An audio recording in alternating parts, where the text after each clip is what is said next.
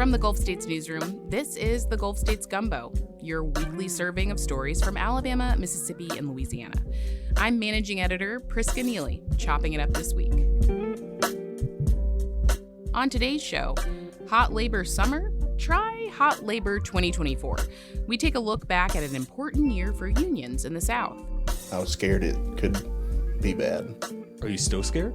No, not at this point. This is not a rabbit race. This is a race for the turtles. If you've been following the labor movement in the South for more than a hot second, you know there aren't many union wins. Union membership across the country was at a record low last year, and the numbers are even lower in the South, which is why this particular moment caught our attention. It was back in April.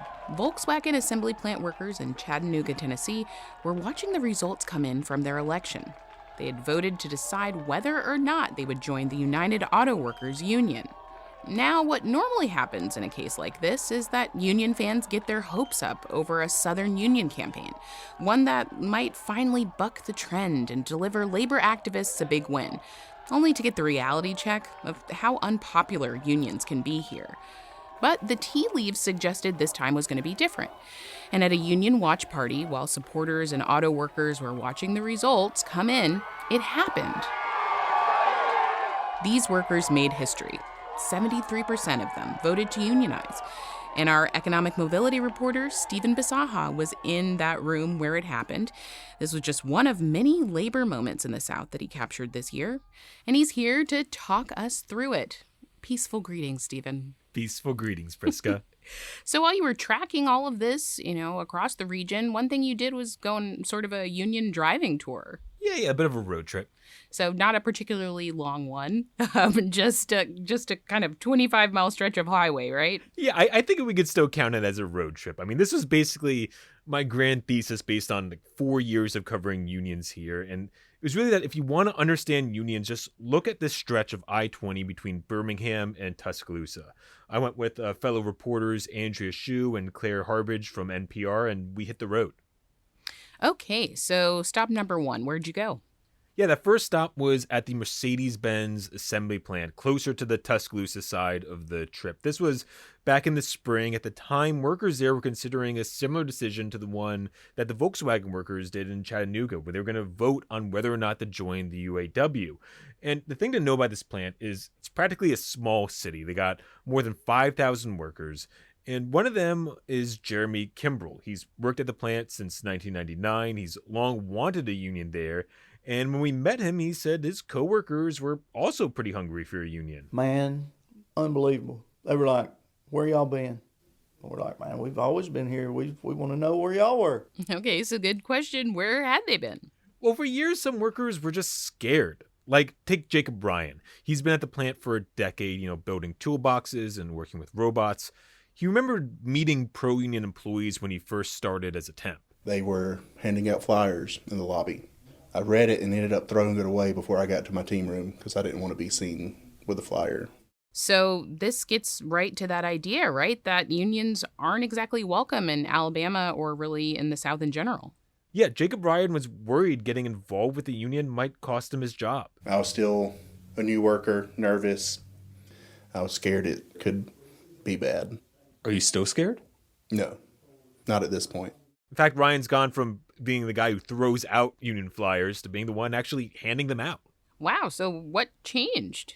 Really, it's a lot of changes that Mercedes introduced. I mean, wages stopped growing. They made these policy changes that kind of created like this two-tier system for workers. So some were making more than others. That really angered a lot of workers. But then you also have those strikes, if you remember, from around a year ago, where the UAW in the North got these record-breaking contracts. And Mercedes workers saw that and said, hey, we want that too. And that organizing blitz just set off. Yeah, a lot of contagious excitement there. But for all of that excitement, Mercedes workers actually ended up voting against unionizing, 56% against the union. So why did things go so differently at Mercedes compared to Volkswagen?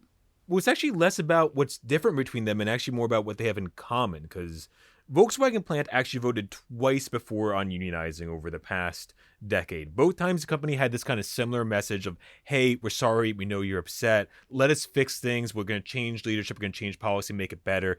They do that, the policies kind of roll back, workers be upset again. This third time around, Volkswagen are like, okay, we're just not listening, and Volkswagen itself was also just much more receptive to a union by then. When it came to Mercedes, this was actually their first time unionizing, or at least voting on a union election, and they heard a very similar message from Mercedes. Hey, we're sorry. Look, we treated you so well over these years. Give us a chance to do better. And it seems like workers really listened to that. They did get a change in leadership. There was a pay bump for workers. Now they're waiting to see what happens with the actual Volkswagen contract negotiations before deciding if they'll try in a union again next year. Okay, so that was stop number 1 on the road trip at Mercedes. Where did you go next?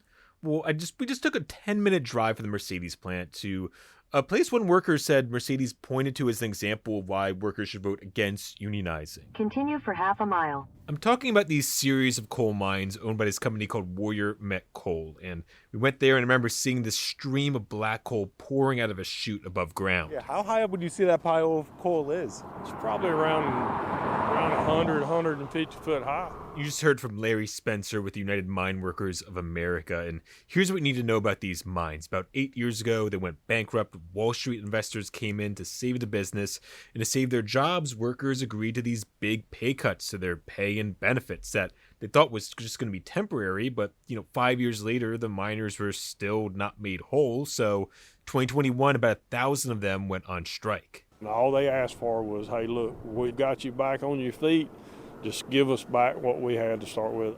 And they stayed on strike for nearly 2 years. Yeah, I remember, we did several stories like 6 months, a year, marking all these milestones and checking in with workers. How did the workers last that long? Well, they got financial support from the union and from donations, but this was just a really painful time for the miners and their family. Yet Warrior Met Coal, they were doing great during this time. I mean, steel prices were skyrocketing. They brought in labor from out of state, so they were doing great. Their profits were soaring. And the union realized this was not going to work in their favor, so after that long years of this, they ended the strike, and to this day, more than a year later, they're still trying to get a new contract, but without much luck. The real important thing about this strike is it being used as a cautionary tale by groups like Mercedes. They say to their workers, look at that, like just because you have a union doesn't mean you get what you want. Labor law is pretty weak, and companies have a lot of power and money to push back against unions. And these disputes, they just drag on for years.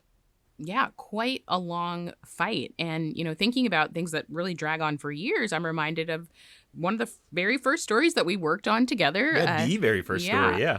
4 years ago, that was about the Amazon warehouse in Bessemer, Alabama, just outside of Birmingham. And there was a big union effort that was just starting there at the time. And that is not over either. Yeah, it's still going on. And it was actually our last stop on that union road trip, the Amazon warehouse in Bessemer. So some background on it. This was April 2021. Amazon workers at the facility were about to vote yes or no on unionizing. There was a ton of excitement. You had national, international press coming. You had Danny Glover stopping by. You had support signs all over Birmingham. But none of that really translated to much excitement within the warehouse itself. And the union lost overwhelmingly. And they got a lot of no votes from workers like J.C. Thompson. When people came to me to talk about it, I always asked why was the need? And they, always say, well, we need more money. And I said, well, who don't need more money? Amazon's starting pay was $15. You're talking about way above minimum wage, and you didn't need a degree. So the vote failed, but the story didn't end with that no vote. Why are we still talking about this? What's still going on? Well, I mean, this just gets into that how these things can drag on for a long time. I mean, labor officials actually found out that Amazon illegally interfered in the election, and they ordered a rerun election the next year. That time, the vote was actually too close to call. And again, there were complaints about the election was tainted, and then that dragged on even further until actually this was right after the 2024 presidential election. You had federal labor officials, they said, yes, this vote was tainted again by Amazon, and there should actually be a third vote at this facility. Wow. So are we going to see that third vote? Honestly, probably not. I mean, when it comes to federal labor officials, those roles are assigned by the president. So past 4 years, it's been pretty union friendly with Joe Biden's appointees. But with Trump coming back into office, you can expect them to be much more union skeptical. And there's a good chance the new officials end up reversing the previous one's decision on this and we get no vote. What a journey. This all makes, the process of trying to get a union sound so long and exhausting. Yeah, I mean, it certainly can be. I mean, think about Starbucks and all the excitement around that. When you had the first store unionizing 3 years ago in Buffalo, we've had stores in our region unionize. None of them have a first contract yet. It also makes me think about Michael Foster, who he was the kind of like the lead for organizing during that first campaign at the Amazon warehouse in Bessemer, and thinking about what he told me earlier this year. This is not a rabbit race. This is a race for the turtles. What he means by that is like, you got to view these union fights as marathons and not sprints. And he says, they still had some wins, even if it's not the facility. He said what they did helped spark Striketober and Hot Labor Summer, 2 summers now, and, took credit for unionization successful campaigns at like Trader Joe's and REI. I believe that's what our fight was for. Not to necessarily maybe win because our win is coming, but our spark was to wake up a sleepy giant. So looking ahead to 2025, what are you going to be watching for when it comes to unions in the South? Well, one of the big things to pay attention to is actually going to be Volkswagen in Tennessee again. Because, the workers voted in the UAW to represent them as a union, but representing them really means negotiating that first contract with Volkswagen. So, from what I understand, UAW is really putting a lot of energy into this. They know they need to get the kind of strong contract with strong pay and benefit and other changes that are going to make other Southern auto workers jealous enough that they're interested in joining the UAW too. So what happens with those negotiations, that's going to set a big part of the tone for the rest of 2025 when it comes to labor in the South. All right, Stephan Bisaha, economic mobility reporter with a big focus on labor. Thanks so much for breaking all this down. Thank you. And Priska, you're forgetting something, right? What? We got to do Gulf States gems. Oh, yes. Yeah. Do you have one? Do I have a gem? Yeah. Right now? Yeah. I wasn't prepared for this. Well, see, I got one. Okay. Because, really think about these last 4 years. There's been one person that started and formed and, kept the Gulf States newsroom together by sheer force of will. And that person is Priska Neely. If you've liked anything we've ever done here, Priska is the person that made it all possible. I mean, she's single-handedly saved many plants on the side. She's also saved a station alley cat that we had. She cares about her reporters' feelings and, most importantly, guards us from silly meetings. So, Priska, you'll be missed, but I'm happy to say Priska is going to be staying in Birmingham, so she'll continue to be a Gulf States gem. Oh. It has been a pleasure to work with this team and to work with so many gems and to build a diamonds and rubies and I don't know. I've lost the plot here. Do I have to record more things? Now you got to record the credits. Oh my goodness. This week's Gulf States Gumbo was produced by Stephan Bisaha. Our theme music is by DJ Supreme. Special thanks to our partner stations, WBHM, Mississippi Public Broadcasting, WWNO, and WRKF. You can find us in your podcast feeds every Friday. Look us up and be sure to subscribe. I'm Priska Neely, signing off here soon as head chef of this amazing team. But keep listening and don't forget to stir your roux.